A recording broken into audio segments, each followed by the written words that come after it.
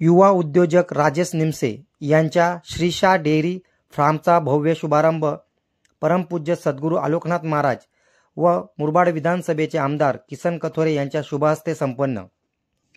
मराठी माणूस वडापाव, दूध डेअरी यासारखे व्यवसाय करायला लाजतो असे म्हटले जाते, परंतु याला अपवाद ठरले आहेत ते वेळोळी गावचे स्थानिक सुपुत्र युवा उद्योजक राजेश जानू निमसे।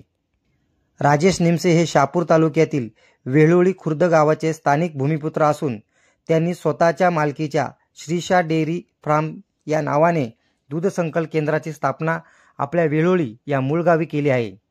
या उद्घाटन सोहळ्याला परमपूज्य सद्गुरू आलोकनाथ महाराज, मुरबाड विधानसभेचे आमदार किसन कथोरे, शहापूर विधानसभेचे माजी आमदार पांडुरंग बरोरा, कोकण कुणबी महोत्सव समितीचे अध्यक्ष रवींद्र चंदे यांनी स्वतः उपस्थित राहून राजेश निमसे यांच्या नवीन व्यवसायाला शुभेच्छा देऊन आशीर्वाद दिले।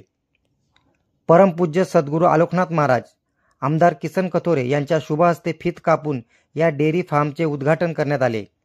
तर आपल्या भाषणात आमदार किसन कथोरे यांनी नोकरी मागण्यापेक्षा नोकरी देणारे तयार झाले पाहिजे, तरच ग्रामीण भागातील प्रगती होण्यास मदत होईल।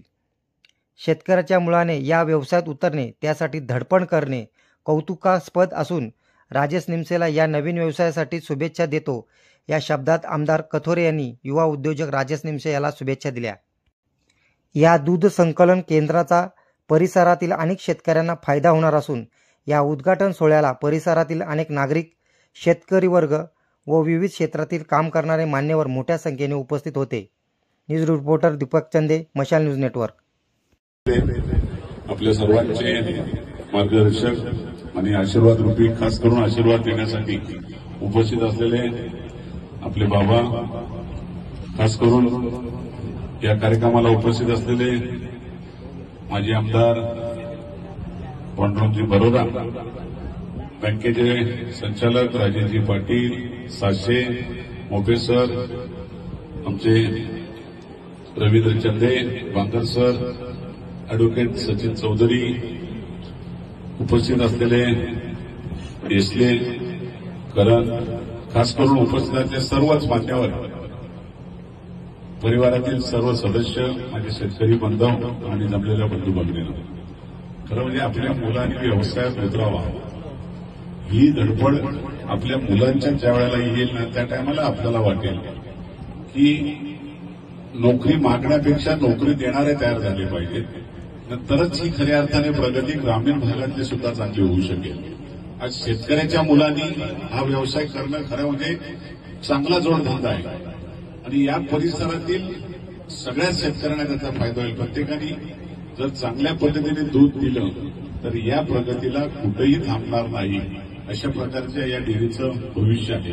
आणि त्यांनी, मी त्याला सुरुवातीलाच विचारलं दूध कुठं देणार आहे, त्यांनी चांगल्या कंपन्यांच्या बरोबर टाईप केलेले आणि त्यामुळे त्या कंपन्या एक अशा प्रकारचं नाव आहे त्यांचं, मला वाटतं ठाण्यातली प्रशांत कॉर्नर आणि येवन स्वीट असे नावाजलेल्या कंपन्या आहेत। प्रशांतचं नाव आज ठाणे जिल्ह्यात नाही, मुंबईमध्ये पण झालेलं आहे, त्यामुळे त्यांच्याकडे किती दूध गेला तरी त्यांना ते कमी पडते आणि चांगल्या कंपनीच्या बरोबर जर त्यांनी व्यवस्थित दुधाचा धंदा केला तर आपल्या शेतकऱ्यांची प्रगती त्याच्यामध्ये चांगली होऊ शकेल।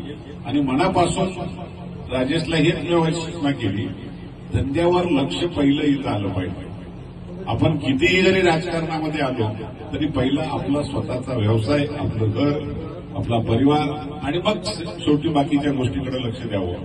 त्यांना फार हौस आहे इतर कामांची वगैरे, त्याच्यावर सुद्धा त्यांनी जोडत राहिला पाहिजे। पण धंद्याकडे जर दुर्लक्ष झाला तर तुझ्यावर विश्वासून असलेले शेतकरी खऱ्या अर्थाने तुझ्याकडून दूर जातील। ते होऊ नये याकरता बाबा लक्ष देतील, बोलते घरचे लोक देतील, पण तुझं स्वतःचं सुद्धा लक्ष असायला पाहिजे।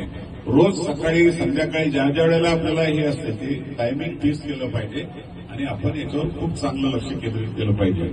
एक चांगल्या पद्धतीने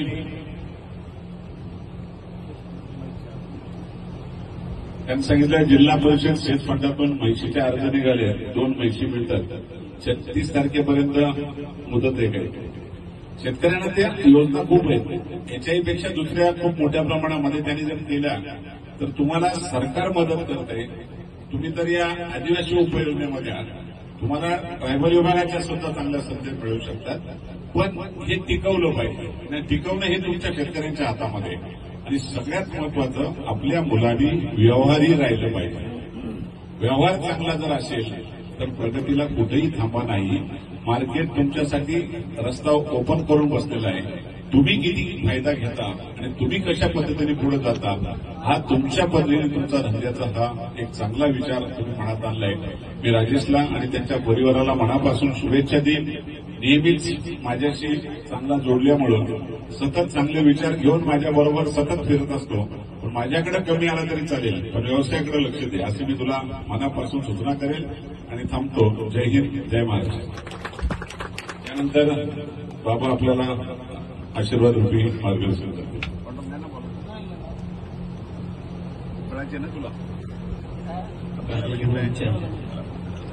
आज या दूध डेअरीच्या उद्घाटन प्रसंगी आज येण्याचा योग आला. राजांची जर मागील पार्श्वभूमी बघितली तर त्याच्या जीवनामध्ये अनेक असे प्रसंग दुःखजनक निर्माण झाले आणि त्या प्रत्येक प्रसंगामध्ये आमचे भक्त किसन कथोरे साहेब यांनी प्रत्येक प्रसंगामध्ये त्याला साथ दिली. आणि आज जो राजेश घडलेला आहे हा राजेश केवळ घडला आहे किसन कथोरे साहेबांमुळे. त्या दिवशी मठावर त्यांनी त्याच्या जीवनातील प्रसंग आणि या प्रगतीचा सर्वात मोठा असणारा वाटा याचं यश हे कथोरे साहेबांना दिलेलं आहे. त्याच्या या व्यवसायाच्या जीवनामध्ये आज प्रगतीची ही प्रथम पायरी आहे की तो मूलभूत घटकांमध्ये आज तो घडणार आहे.